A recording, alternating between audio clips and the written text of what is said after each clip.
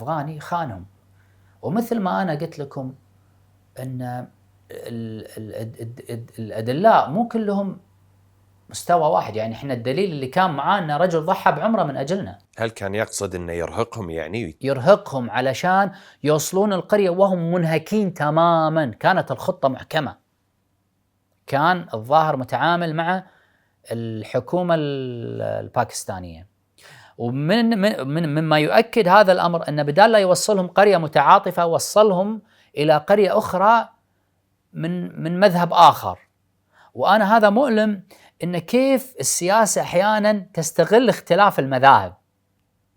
لاحظ، لذلك أنا دائما حريص على أن يا جماعة خلونا نتحاور مع الكل يتحاور مع الكل، خلونا نفهم بعضنا، لأن عدم الحوار معناه أن كل واحد عنده صندوقه الخاص فيه اللي ممكن يستغل في أي لحظة وينتج عنه دماء، وهذا اللي احنا ما نبيه. نبي نعيش بسلام ونتعايش مع بعضنا، وهذا لا يكون إلا بالحوار المنفتح المتجرد للبحث عن الحقيقة القصد. فوداهم عند قرية أخرى عندها مذهب آخر، وكانوا حاقدين على هؤلاء بسبب الخلفية المذهبية. سليمان، بس ننبه أن ابن الشيخ الليبي في هذه اللحظات لما وصلوا للقرية كم عدد الأشخاص اللي وصلوا معه؟ 200 واحد تقريبا. 200 شخص. فوصلوا القرية ويا لهم عبدة القرية ومعاه وجهاء القرية وهم يرحبون فيه، وبعض أهالي القرية يصيحون مجاهدين زندباد، يعني عاش المجاهدون، والموت لأمريكا، الموت لإسرائيل. ولموا الشباب واحتضنوهم. في الحقيقة تعاملوا معهم معاملة راقية جدا جدا جدا، وذبحوا لهم الذبائح. تعرف ذبائح وانت صار لك تقريبا شهر مو ماكل شيء مطبوخ، كله على الزبيب والدخن، يعني شحبة الوجوه، وجوع شديد وتعب شديد وإرهاق شديد وبرد شديد ومرض.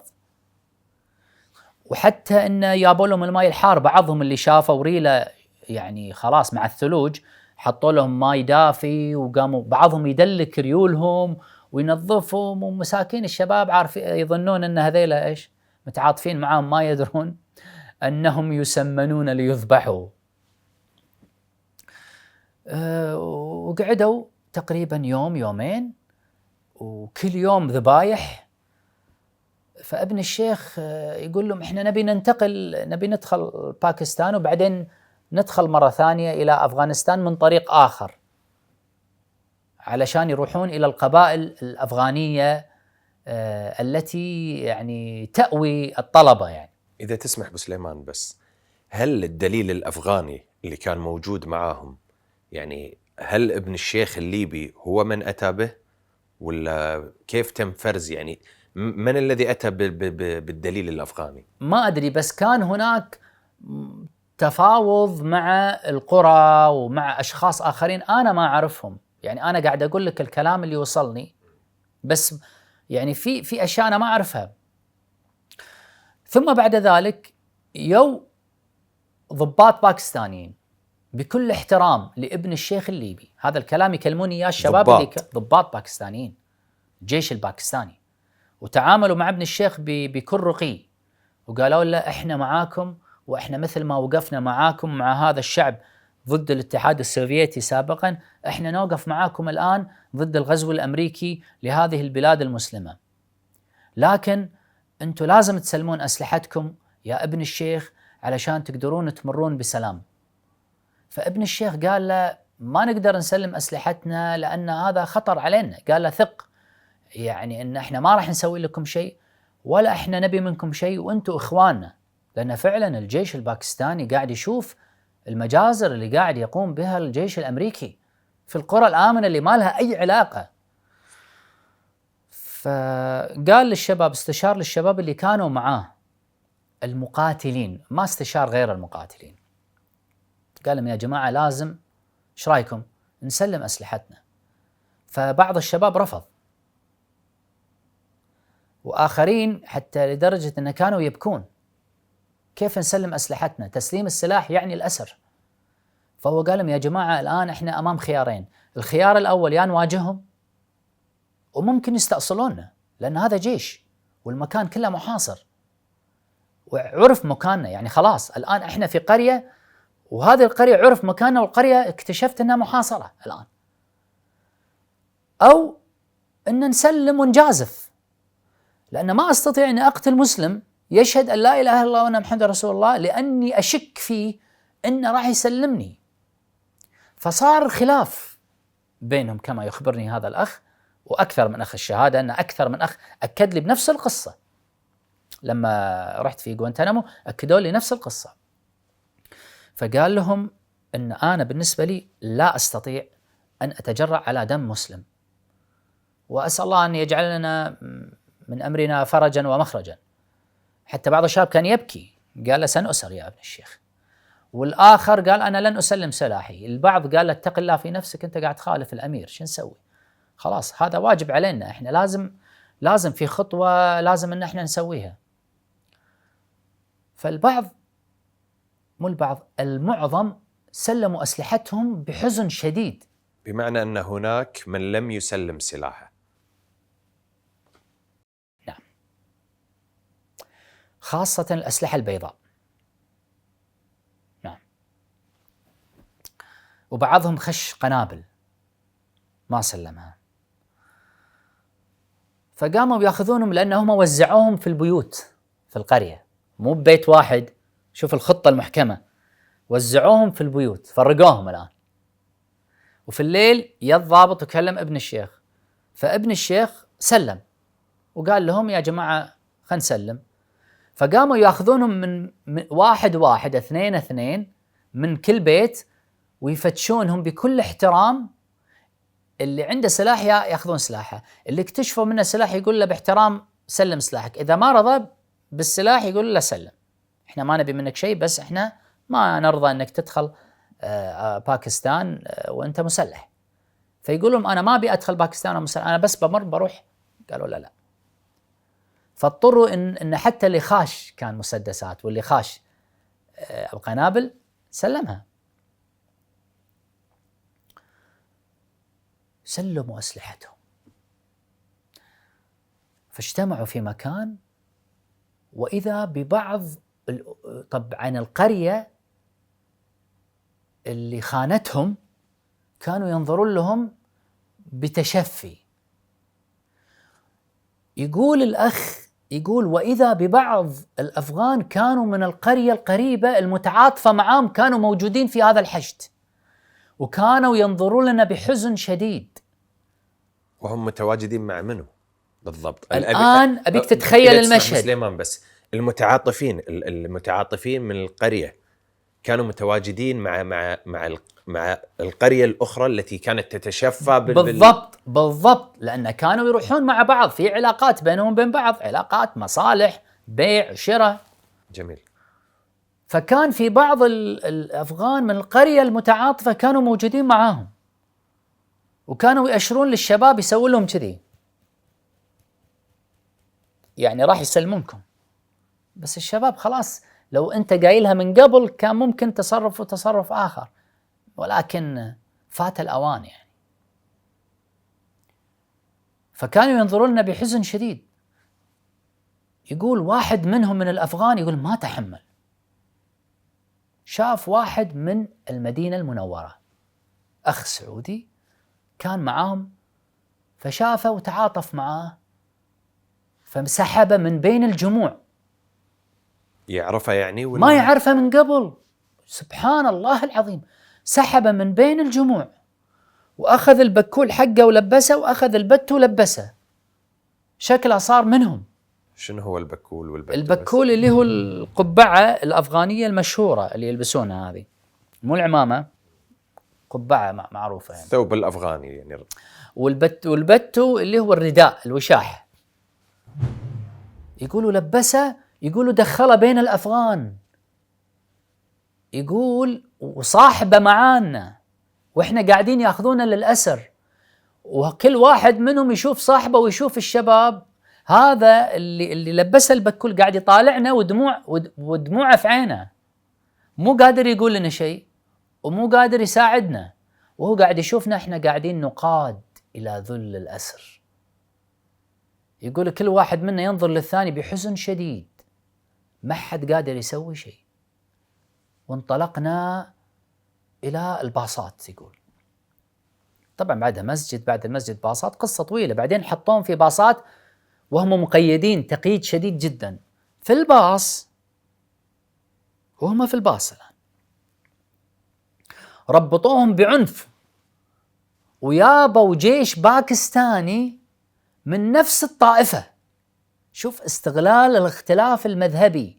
لذلك أرجوكم افتحوا باب الحوار الهادئ المتجرد للوصول إلى الحقيقة. أرجوكم يا أمة الإسلام، والله العظيم أن كل واحد لما يسكت ما يتحاور مع الآخر، أقسم بالله سنستغل يوما ما. هذا الخلاف قاعد يستغل بصورة خبيثة جدا. ولما خذونا غوانتنامو بعدها بفترة الأمريكان أتوا بمعتقلين أفغان بعدنا تقريبا بسنتين، وأخبرونا، ومن جلال آباد أيضا، وأخبرونا أن ما الذي حدث بعد ما إحنا أسرنا، أن القرى المتعاطفة معانا عرفوا بخيانة هذه القرية في جلال آباد فانتقموا منهم شر انتقام، وحدث قتال مع هذه القرية وقتل منهم كثير من الناس. القرية التي ذبحت الذبائح أيوة، وخانت هؤلاء العرب. هل كان بس بسليمان ابن الشيخ متواجد في الباصات، في إحدى الباصات؟ في إحدى الباصات كان موجود معهم، مع المجموعة نفسها. مع المجموعة نفسها. جميل. وبدأ الجيش الباكستاني يضربهم بأخمص الرشاشات ويستهزئ فيهم ويشدهم من لحاهم ومن شعورهم. بعدين سلموا الأسلحة. بعد أن سلموا الأسلحة تحولت المعاملة 180 درجة وضرب. وقائد الباص فاتح الأغاني ومستانس يغني، لأن هذيلا كنز بيبيعونهم بفلوس، والباص ماشي فيهم ويضربونهم. واحد من الموجودين في إحدى الباصات شاب من المجاهدين قوي مفتول العضلات،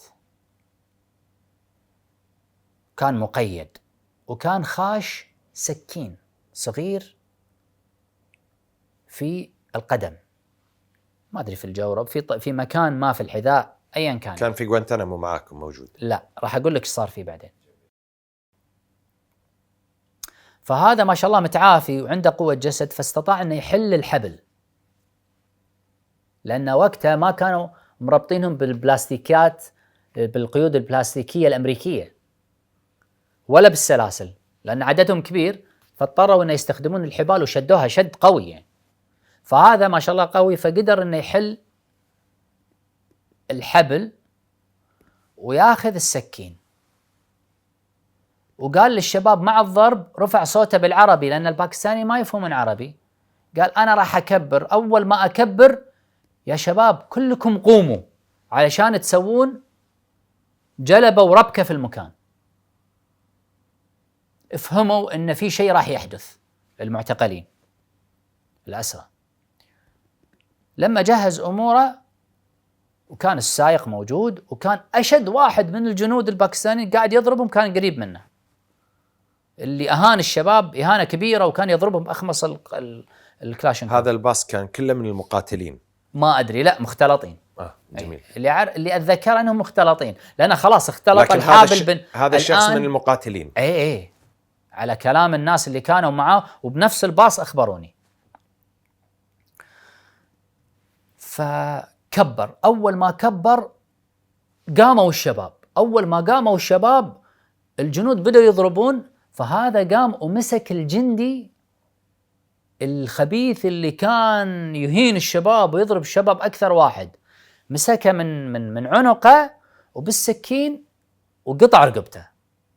يخبرني واحد كان موجود في الباص يقول شفت الدم مثل النافورة، يقول وبدأ بعض الجنود يرش وبعض الشباب يطيح نفسه عليه علشان يرشه هو ويحمي إخوانه، وتصير ربكة على أساس البقية يقدرون يتصرفون. فبعض المعتقلين كان يقط نفسه قط على ويحمي اخوانه من الرمي، والكل كان يحمي هذا الشخص المفتول العضلات على اساس يقوم بدوره، لانه كان يعني قدر انه يحل القيود، فقام يروح ويحل قيودهم بسرعه. وكان رمي من الجنود وطاحوا الجنود والشباب طاحوا عليهم والجثث طاحت والبهدله. السائق الباص شاف ولا حرب وراي، ولا هذا الشخص اللي قتل الجندي من المعتقل من الأسرى يبي يروح لسائق الباص.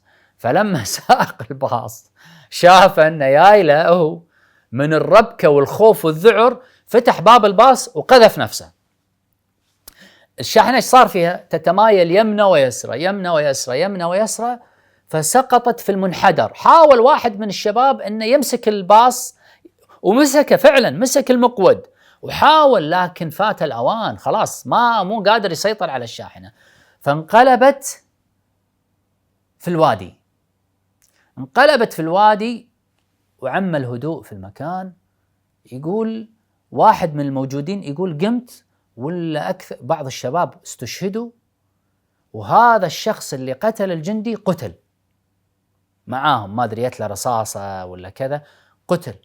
وبقية اللي نجونا يقول بدينا نركض ودخلنا في القرية.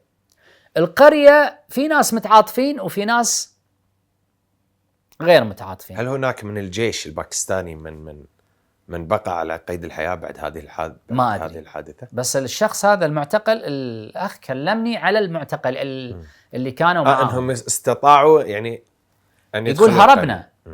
يقول أنا قدر الله أني طحت في بيت يعني فما أدري أني طحت في بيت يكرهنا أصلا. يقول عاملوني حسنة الهروب من الموت إلى الموت. ويقولوا بلغ عني وأنا ما أدري. يقول بعدين يولي الجيش ومسكوني من البيت. يقول تفاجأت أن بعض اللي كانوا معانا أنتوا حظك، والآخرون نجوا، اللي كانوا يعني نصيبهم أن راحوا بيوت متعاطفين معهم ونجوا.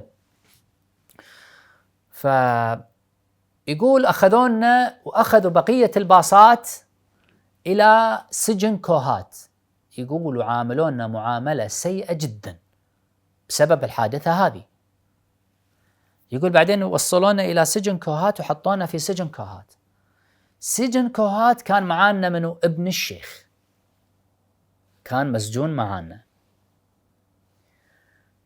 يقول بعد كم يوم ولا ضابط كبير، هل هو رئيس السجن؟ يقول ما أدري، ضابط كبير أول مرة أشوفه باكستاني، دخل علينا وهو مرتبك وقال لنا منو فيكم ابن الشيخ؟